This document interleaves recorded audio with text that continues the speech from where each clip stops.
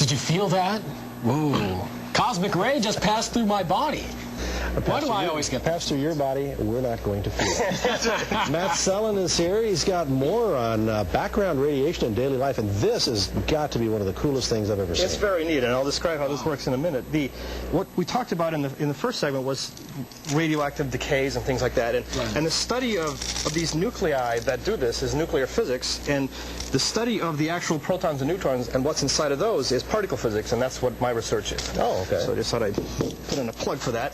Now, there's lots of radioactive things in our everyday lives, but even if we could get away from those, we would not be totally away from ionizing radiation. It turns out there's stuff coming from space all the time. And very From high... these nuclei.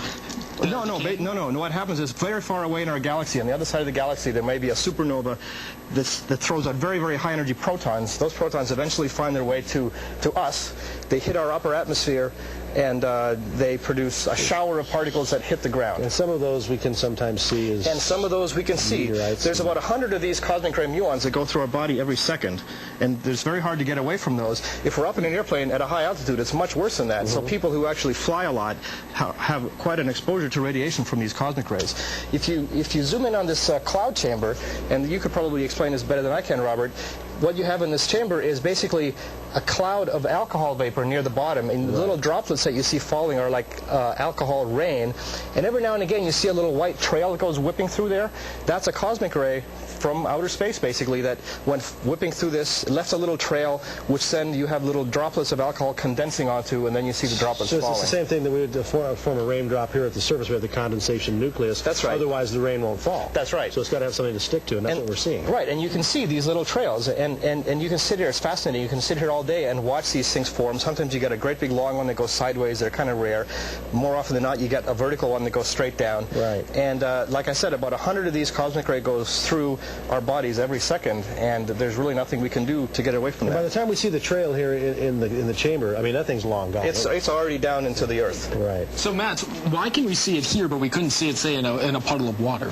Oh, because this is a saturated vapor, which means...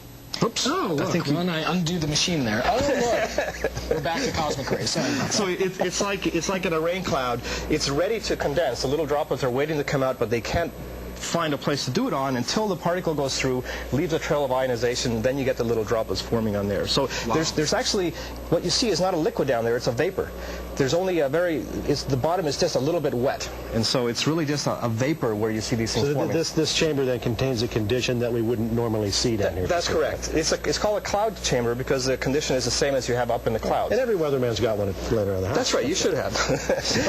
And so this is very interesting, and I love this thing because you can sit and stare at it all day. It's kind of hypnotizing. It is neat. And anyways, what I wanted to say, next week we're going to talk about back to Newton's laws and forces and so on. And one of the things I'm going to do is as a trick where we pull a tablecloth out from under a table full of dishes. Now, you're never supposed to try this at home, kids, but what I would like you to do is to explain how you can do that and how it works. Now, you're going to do that for I've never got it to work. I'm going to do it. I think I'll come, maybe I'll come in here and do that. Oh, yeah. I'm sure the crew would love to hear We'll set a tablecloth up, and we'll set a whole little turkey dinner up, and we'll do the tablecloth trick. Wow. Okay. But if somebody could explain that, that would be great. Well, we'll look forward to that next week then with Matt Sellin on Wise Guy Wednesday.